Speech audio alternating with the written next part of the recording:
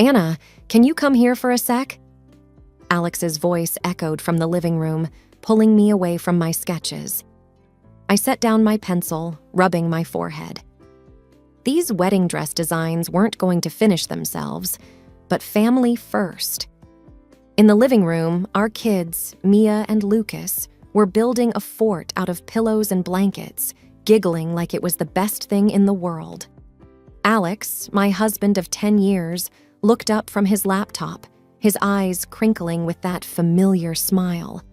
"Hey, love," I said, leaning in for a quick kiss. "What's up?" Alex's smile faltered a bit. "It's about my sister, Clara. Mom just called. Clara's getting married again." I raised an eyebrow. "Again? What's this, her 5th time?" Alex shrugged, looking a tad uncomfortable. "Yeah, 5th. Look, I know Clara can be, well, Clara, but she's still my sister." Clara, Alex's older sister, was a piece of work. At 42, she'd been married 4 times, each wedding more extravagant than the last. And her personality? Let's just say she could make a saint swear. She and I had never seen eye to eye. Her idea of a conversation was more like a one-sided barrage. I sighed, already feeling a headache coming on. So, what does this have to do with us? She's not expecting us to foot the bill for her wedding again, is she? No, nothing like that, Alex quickly assured. It's just, well, Mom mentioned that Clara might want her wedding dress from your studio. I choked on my coffee. She wants what? Alex, you know how she treats me, and my work is not exactly bargain bin material. I have a reputation to maintain. Alex ran a hand through his hair, looking as if he'd rather be anywhere else. I know, but you also know how Mom is. She's hoping you'll do it as a favor. Family and all that. Family. That word always got me. I loved my in-laws. Truly I did. They'd been nothing but kind and welcoming to me. But Clara? She was the thorn in my side, the lemon in my paper cut. Fine, I'll think about it, I said finally, my words clipped. But I'm not making any promises, especially not to Clara. Just then, the doorbell rang. I went to answer it, and there they were. Clara, in all her overbearing glory, and my mother-in-law, sweet as ever, but with that hopeful look in her eyes. Anna, darling, Clara's voice was like nails on a chalkboard. I just knew you'd be thrilled to make my wedding dress. It's going to be the event of the year after all. I forced a smile, holding back 100 sarcastic replies. Clara, what a surprise. Come in, let's talk about it. As they stepped inside, I braced myself. This was going to be one long, bumpy ride. The next day, Clara barged into my studio like she owned the place, her heels clicking loudly against the floor. My mother-in-law, Mrs. Thompson, trailed behind her, her expression apologetic. I put on my best professional smile, though inside, I was anything but pleased. Welcome to my studio, I greeted, gesturing around the room filled with mannequins draped in elegant fabrics. Let's talk about what you're looking for in a wedding dress. Clara didn't waste a second. I want something spectacular, Anna. This is my 5th wedding, and it has to top all the others. I'm thinking something bold, something that screams Clara. I nodded, trying to keep my tone neutral. Of course. Do you have any specific designs in mind? She waved her hand dismissively. You're the designer. Impress me. But remember, it needs to be grand. I want everyone's jaw to drop. Mrs. Thompson gave me a pleading look. I knew she was caught between her daughter's demands and her respect for my work. I sighed inwardly. Family peace was a delicate thing. All right, Clara, I'll come up with a few designs. But we need to discuss the budget and timeline. Custom wedding dresses require time and resources. Clara laughed, a sound that grated on my nerves. Oh, budget isn't an issue. Just make sure it's the best.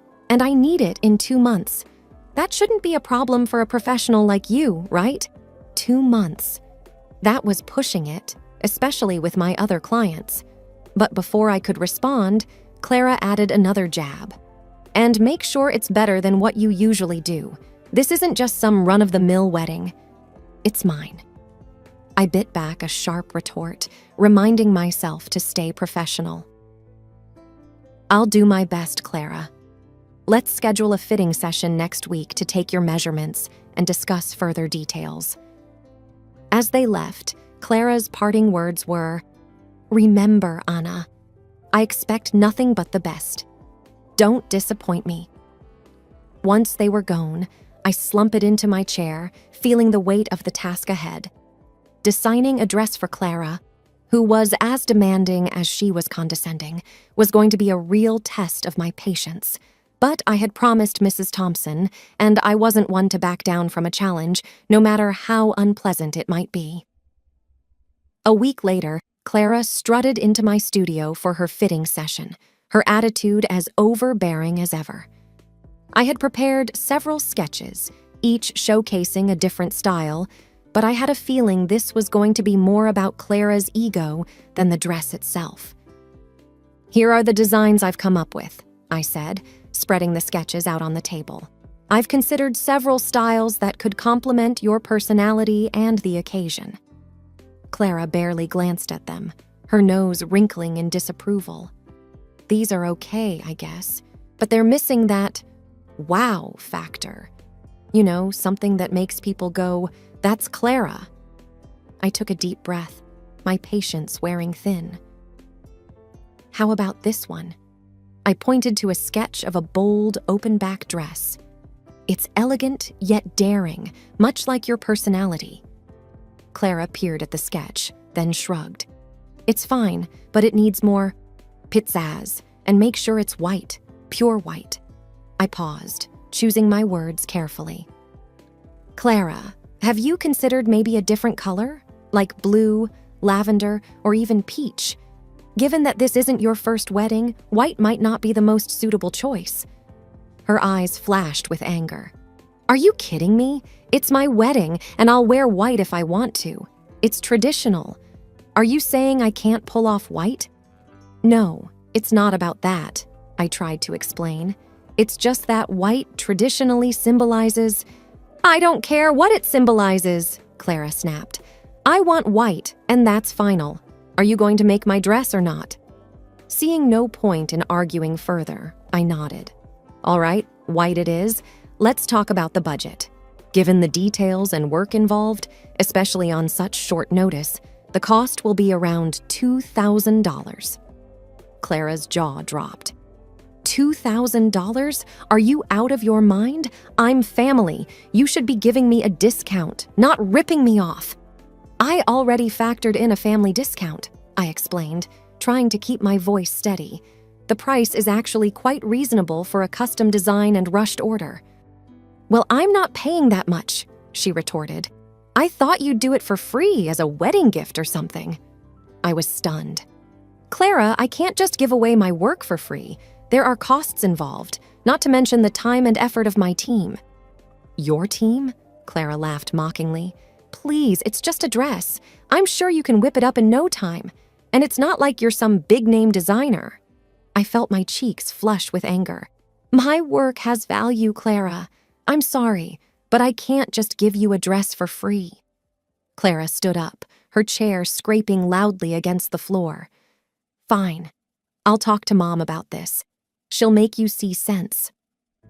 That evening, after a long day of wrestling with fabric and fending off Clara's demands, my phone rang. It was Mrs. Thompson, and her voice was laced with concern. I braced myself for what was to come. Anna, dear, I just had a talk with Clara, she began, her tone soft but heavy. She's really upset about the dress situation. I sighed, running a hand through my hair. I know, Mrs. Thompson, but what she's asking for, it's a lot. Giving away a custom dress for free is a big ask. It's not just the cost, but the effort and time that goes into it. There was a pause, and I could almost picture Mrs. Thompson's kind face torn between her daughters. Anna, I know it's a big favor, but it would mean so much to the family, especially to Clara. It's her 5th wedding, and she wants it to be special. Her words hung in the air, and I felt the familiar tug at my heartstrings. Mrs. Thompson had always been like a second mother to me, and I hated letting her down. All right, Mrs. Thompson. I'll do it. I'll make the dress for Clara as my wedding gift to her. But I have one condition. She needs to respect my time and the process. No last-minute changes or unreasonable demands. Mrs. Thompson's relief was palpable, even through the phone. Oh, thank you, Anna. You have no idea how much this means to us. I'll talk to Clara, make sure she understands your conditions. I ended the call with a heavy heart. I knew I was walking into a storm, but for the sake of family harmony, I was willing to weather it. The next morning, Clara waltzed into my studio, a smug smile on her face. So, I heard you've come to your senses and agreed to make my dress for free. Smart move, she said, her tone bordering on condescending. I forced a smile, keeping my emotions in check. Yes, Clara. I'll make your dress as a wedding gift, but I need you to cooperate with me. No more unrealistic demands or last-minute changes. Deal? Clara rolled her eyes but nodded. Fine. Just make sure it's the most stunning dress you've ever made. Remember, it's for Clara's big day. The following weeks were a blur of fabric, measurements, and constant alterations. Clara was proving to be as difficult a client as I had feared. Every fitting session felt like a battle, her demands growing more outlandish each time. Anna, this isn't what I pictured at all, Clara exclaimed during one of her fittings, looking at herself in the mirror with a frown. The neckline needs to be lower, much lower, and where's the wow factor I asked for? I kept my voice calm, though inside I was anything but. Clara, we've already adjusted the neckline twice. Any lower and it won't be appropriate. As for the wow factor, I've added the embellishments you requested. She huffed, turning this way and that in front of the mirror. It's just not enough. I want people to be stunned, speechless even. Can't you add some more sparkle or something? Clara, there's only so much I can do without changing the entire design, I replied, trying to maintain a professional demeanor. And we're running out of time. The wedding is in 3 weeks. Well, you're the designer. You figure it out, she snapped. Just make it happen. I have to look perfect. As she left the studio, I felt a knot of frustration in my stomach. Designing a dress was one thing. Dealing with Clara's constant dissatisfaction was another. But I was determined to see it through, if only to prove to myself that I could handle even the most challenging clients. The next fitting was no better. Clara walked in, her arms crossed and her expression sour. This dress better be improved, she said, barely greeting me. I helped her into the dress, which I had painstakingly altered according to her last set of demands. I held my breath as she looked at herself in the mirror. It's better, but it's still missing something, Clara decided after a long moment. Maybe some more lace around the waist, and the train needs to be longer. Clara, we're really tight on time, I reminded her gently. Every change you request means more hours of work, and we need to make sure the dress is ready for your wedding day. She waved her hand dismissively. Just do whatever you have to do. I need this dress to be perfect, remember? It's my day, and everything needs to be just right. A week before the wedding, I was stitching the last of the pearls onto Clara's dress when my phone buzzed. It was a call from my friend Lisa, who also happened to be friends with Clara. Hey, Anna, just calling to chat about Clara's wedding. Can you believe it's almost here? Lisa's voice was light, but I could sense something was off. Yeah, it's been quite the journey with the dress, I replied, trying to keep my tone neutral. Lisa hesitated before speaking again. So, I was looking over the guest list. I didn't see your name on it. There must be some mistake, right? You're the one making her dress, after all. My hand froze mid-stitch. What? I'm not on the guest list?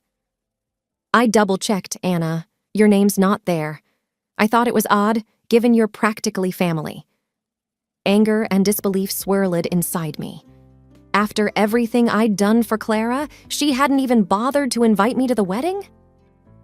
I'll look into it, Lisa. Thanks for letting me know, I managed to say before ending the call. My mind raced as I dialed Clara's number, my fingers trembling slightly. Anna, what do you want? I'm busy with wedding stuff, Clara answered, her voice brusque. Clara, I just found out I'm not on your wedding guest list. Surely this is some mistake. I tried to keep my voice steady. Oh, that. No mistake. I didn't invite you, she said casually, as if it were the most normal thing in the world. I was stunned into silence for a moment. You didn't invite me? After I've been working day and night on your wedding dress? Clara's laugh was cold. Come on, Anna. You're just the dressmaker. Besides, it's not like we're friends. Why would I invite you? I struggled to process her words. But I'm your sister-in-law, and this dress, it's my gift to you. Gift or not, I don't want you at my wedding. You don't fit in with my guests, Anna. It's a high-class event, not some local craft fair. Her words stung like a slap. I took a deep breath, trying to keep my composure. Fine, Clara. I hope your wedding goes as you wish. I hung up, feeling a mix of hurt and anger. I had put so much of myself into that dress, and this was how she repaid me? I felt foolish, naive, for thinking that maybe, just maybe, Clara would appreciate my gesture. But no, she was the same self-centered person she always had been, and I was the one left feeling like a fool. A few days before the wedding, as I put the final touches on Clara's dress, an idea began to form in my mind. If Clara thought she could use me and then toss me aside like an old rag, she had another thing coming. During the final fitting, Clara was her usual unpleasant self. Make sure this is tight. I want to look stunning, she demanded, eyeing her reflection in the mirror. I forced a smile, nodding. Of course, Clara, it'll be perfect. As she twirled in front of the mirror, I added, There's just a small adjustment I need to make. It won't take long. Clara eyed me suspiciously. What kind of adjustment? Just a minor tweak to the train. I want it to be absolutely perfect for you, I said, my voice dripping with feigned sweetness. Hurry up then, and remember, you're bringing the dress to my place on the wedding day. I don't want any last-minute disasters, she ordered, her tone dismissive. The day of the wedding arrived, and with a devious smile, I packed up the dress, or rather, what Clara thought was the dress, and headed to her place. My husband, Alex, drove me, his expression a mix of confusion and concern. Are you sure about this, Anna? He asked, glancing over at me. I've never been more sure of anything, I replied, my resolve steeling. We pulled up to Clara's house, and I could see the hustle and bustle of the wedding preparations through the open door. Taking a deep breath, I carried the box up to the front door, where Clara was waiting, her expression impatient. It's about time, she snapped, snatching the box from my hands. Now get out. You've done your part. I smiled, a real smile this time. Enjoy your wedding, Clara. Alex and I turned to leave, and as we drove away, I couldn't help the feeling of triumph that bubbled inside me. An hour later, my phone rang. It was Clara, and she was absolutely livid. What is this? Where's my dress? I feigned innocence. What do you mean? I gave you the dress. This is a joke, right? This is just a piece of plain fabric. Where is my real dress? She screeched into the phone. I let out a sigh, feigning regret. Clara, that piece of fabric is what you deserved. After how you treated me, did you really think I'd let you walk all over me? There was a stunned silence on the other end. Then Clara exploded. You'll pay for this, Anna. You've ruined my wedding. The call ended, and I turned to Alex, who was looking at me with a mixture of shock and admiration. Well, that's that, I said, feeling a weight lift off my shoulders. An hour after the phone call, I was in my living room trying to relax when the doorbell rang. I opened the door to find Clara standing there, her face red with rage, clutching the piece of fabric I had given her. Her mother and her fiancé were standing behind her, looking equally shocked but for different reasons. "You ruined my wedding!" Clara yelled, waving the fabric in my face. "How could you do this to me?" I crossed my arms, meeting her anger with calm. "I did exactly what you asked for, Clara. You got the dress you deserved." Her fiancé, who had been quiet until now, spoke up. "Clara, what's going on? Why are you holding a piece of fabric?" Clara turned to him, her face twisting with fury. This woman," she spat, pointing at me, "promised to make my wedding dress and then gives me this joke." Her fiancé looked at me, then back at Clara. "Is this true, Anna? Did you promise to make Clara's dress?" I nodded. I did. But Clara didn't invite me to her wedding, didn't pay for the dress, and treated me terribly throughout the whole process. This was my response. There was a moment of silence as her fiancé processed this. He then turned to Clara, his expression hardening. "Is it true you didn't invite Anna after she made your dress?" Clara's eyes darted around, realizing her situation was unraveling fast. "Well, it's not a big deal.